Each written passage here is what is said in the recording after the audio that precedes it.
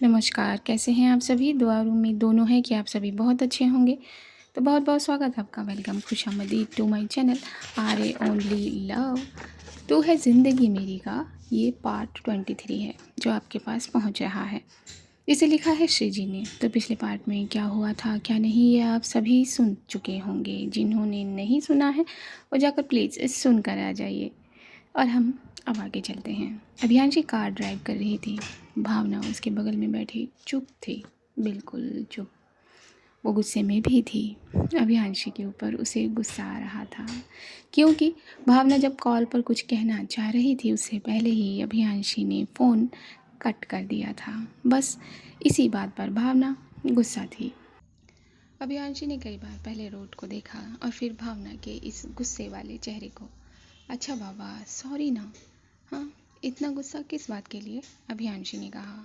भावना ने उसका कोई जवाब नहीं दिया। अभियांशी फिर से बोल पड़ी थी। ये तो कोई बात नहीं हुई। अच्छा, तुम्हारी स्कूटी शाम तक तैयार होकर आ जाएगी, तुम्हारे घर पहुंच जाएगी। पक्का?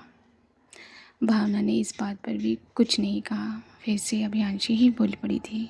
अरे यार भावना, कुछ तो बोलो प्लीज़। अभियांशी की बात सुनकर भावना कहती है, क्यों क्यों बोलूँ मैं? और तुम चुपचाप बैठकर कार नहीं चला सकती? भावना की बात सुनकर अभियांशी ने धीरे से कहा, बैठ कर ही कार चला रही हूँ मैं, कौन सा खड़े होकर चला रही हूँ। अच्छा बस भी, अब मुंह तो मत फुलाओ। हाँ, अभियांशी ने कहा था बहुत प्यार से, जिस पर भावना बोल पड़ी थी। जब मैंने कॉल किया, तुमने रिसीव किया, आगे से बोल पड़ी, और जब मैं कुछ बोलने वाली थी तो तुमने कॉल कट कर दिया। भावना की बात सुनकर अभियांशी के लब ज़रा हल्के से मुस्कुरा दिए थे। एक सेकंड, तो तुम इस बात से नाराज़ हो? हाँ, ये भी कोई गुस्सा होने वाली बात है क्या? अपनी ये बात कहकर अभियांशी कुछ सोचने लगती है और सामने रखे गूगल असिस्टेंट से वो कहती है, गूगल, अपनी गर्लफ्रेंड को कैसे मनाया जाता है, ज़रा ये बताओ। तभी भावना ने उसे घूर कर देखा और कहा, मैं कब से तुम्हारी गर्लफ्रेंड बन गई हूँ? हाँ, अभी तक मैंने हाँ नहीं बोला है। भावना की बात सुनकर अभियांशी ने कहा, वही तो मैं सोच रही हूँ, अभी तक तुमने हाँ नहीं बोला है तो इतना गुस्सा, जिस दिन हाँ बोल दोगी पता नहीं क्या करोगी। अभियांशी की बात सुनकर भावना थोड़ी देर के लिए चुप हो गई थी और चुप्पी साधे वो कार के बाहर देखने लगी थी। भावना को इस तरह देखकर अभियांशी ने फिर कहा, मैडम क्या हुआ, बोलती बंद हो गई मेरी बात पर? और इतने में ही भावना का कॉलेज आ गया। अभियांशी ने कॉलेज के सामने कार रोक दी थी।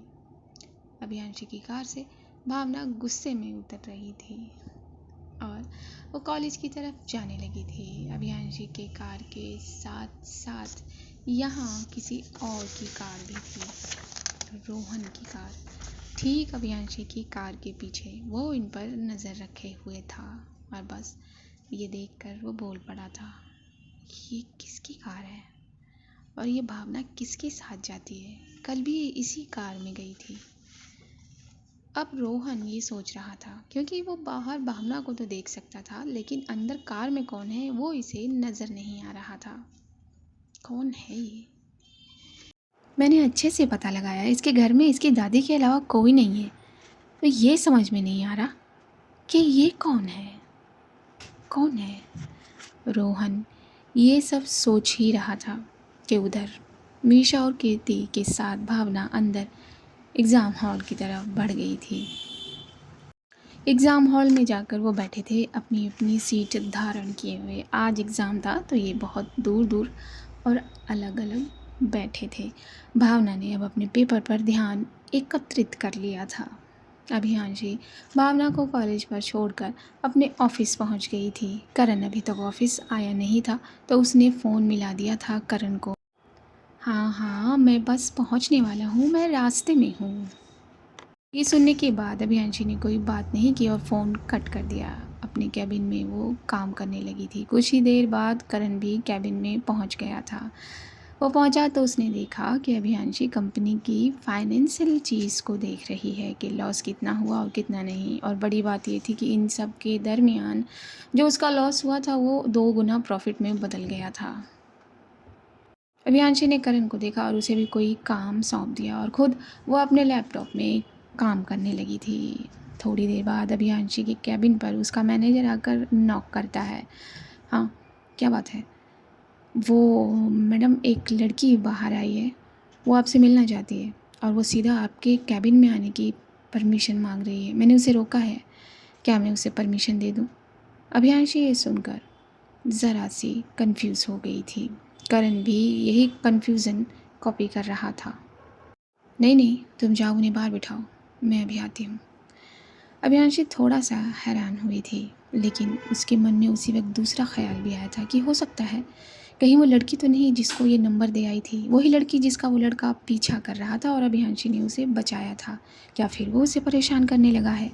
यही सब सोचकर कैबिन से अपने कदम बाहर कर दिए थे अभियांशी ने, और उसके पीछे पीछे करण भी गया था, वो सब फाइलें वहीं रखकर। दूसरी तरफ अभियांशी उस लड़की के ठीक पास पहुंची थी जो उसका बैक साइड लिए खड़ी हुई थी। उसके बाल खुले थे। अभियांशी एक बार उस लड़की की बैक साइड की तरफ देखी थी, लेकिन उसने नोटिस किया था कि ये वो लड़की नहीं है। फिर ये कौन मिलने आई है? अभियांशी थोड़ा आगे गई थी। करण थोड़ी ही दूरी पर रुक गया था और अभियांशी को देखने लगा था। जब अभियांशी उस लड़की से भी आगे निकल गई, ये सोच कर कि अगर ये वही लड़की होगी तो उसे पहचान कर आवाज़ लगाएगी। आवाज़ तो आई थी, मैं यहीं पे हूँ। ये आवाज़ आई थी अभियांशी के कानों में और अभियांशी पीछे मुड़ी थी उस लड़की की तरफ। वो लड़की काफ़ी सुंदर थी, पर अभियांशी उस लड़की को देखकर बिना कुछ एक्सप्रेशन के बोल पड़ती है, आप कौन? मैं आपको नहीं पहचानती। अभियांशी की बात सुनकर उस लड़की ने कहा, आप मुझे नहीं जानती, पर मैं आपको अच्छे से जानती हूँ। उस लड़की की ये बात सुनकर अभियांशी को कुछ याद आ गया। जब उस दिन अभियांशी के पास एक लड़की का कॉल आया था, उस कॉल पर भी यही बात थी और आज भी यही बात है। अभियांशी के आगे आ गई थी वो लड़की। आगे आकर उसने हाथ बढ़ाया था, हे, आई एम त्रिशा। अभियांशी ने एक नज़र उसके हाथ को देखा और फिर उसके चेहरे पर। तुम जो भी हो, अगर कोई काम है तो बताओ, वरना तुम यहाँ से जा सकती हो, क्योंकि मेरे पास बहुत काम है। तभी वो त्रिशा बोल पड़ी थी, क्या करूँ? तुमने ही कहा कि दोबारा कॉल मत करना, वार्निंग दे दी तुमने, तो तुमसे दोबारा रूबरू होने के लिए, तुमसे मिलने के लिए आना पड़ा। हाँ, ये वही लड़की थी जिसने अभियांशी को उस रात कॉल किया था, अभियांशी को जो पसंद करती थी, रोहन की बहन। अभियांशी त्रिशा की तरफ देखकर फिर से कहती है, क्यों आई हो यहाँ? अभियांशी की बात सुनकर त्रिशा बोली, एक मुस्कान लेते हुए बहुत तीखी सी, तुमसे मिलने आई हूँ। उसके बाद अभियांशी दोबारा उससे कहती, सॉरी, अभी तुम यहाँ से जा सकती हो क्योंकि मुझे किसी से नहीं मिलना, so you can go now. ये कहकर अभियांशी वहाँ से जाने लगी थी। करण दूर खड़े ये सारा सीन देख रहा था। अभियांशी वहाँ से चली गई थी और दूर खड़े करण के पास पहुँची थी। तू क्या कर रहा है यहाँ? हाँ, क्या सुन रहा है? मैंने तुझे काम दिया था ना, अगर कुछ भी गड़बड़ हुई ना तेरे काम में तो तेरी सैलरी काट लूँगी मैं। चल ऑफिस के अंदर जल्दी। ये बोलकर अभियांशी अपने कैबिन की तरफ बढ़ गई थी और करण भी उसके पीछे पीछे अपने कदम कर चुका था। करण के कदम तो आगे चल रहे थे, लेकिन माइंड वहीं घूम रहा था कि ये लड़की कौन है, ये लड़की कौन है जो अभियांशी के साथ खड़ी थी और बात कर रही थी। उसे थोड़ा सा शौक लगा था। त्रिशा भी वहीं खड़ी थी, खड़े होकर वो खुद से कुछ बात कर रही थी। तभी उसके होंठ हल्के से हिले थे। हाय, तुम्हारा ये एटीट्यूड, यही तो है जिस पर मैं फ़िदा हो गई हूँ। अभियांशी अग्रवाल, तुम सिर्फ मेरी हो। ये कह के त्रिशा एक तीखी मुस्कान ले गई थी और वहाँ से उसने अपने कदम बाहर की तरफ कर दिए थे। अभियांशी अपने कैबिन में पहुँच गई थी और अपने लैपटॉप पर काम करने लगी थी। करण भी ज़रा फाइलें समेटने लगा था, लेकिन उसके दिल में जो सवाल उठ रहे थे उसे वो रोक नहीं पा रहा था और वो पूछ पड़ा था, कौन है ये लड़की, हाँ, जिसे तू बात कर रही थी अभी? पता नहीं कौन है, शायद ये वही है जिसने मुझे कॉल किया था। अभियांशी की बात सुनकर करण ने कहा, क्या ये वही है? लेकिन ये ऑफिस में कैसे पहुंच गई? भाई, अगर भावना ने, मेरा मतलब भाभी, मेरा मतलब भावना ने देख लिया ना, ये पता चल गया ना, तो वो क्या करेंगी तेरे को मालूम है ना। करण ने अभियांशी से कहा था। अभियांशी ने उसे घूर कर देखा था और करण अपनी बात कहते कहते चुप हो गया था। मैं तो सिर्फ बता रहा हूँ ना, जानती नहीं है तू भाभीियों के गुस्से को। ये कहते हुए करण अपनी फाइल में बिजी होने लगा था। लगभग 4 घंटों के बाद भावना, मीशा और कीर्ति ये तीनों अपने एग्ज़ाम के हॉल से अपना पेपर पूरा कर लेने के बाद निकले थे।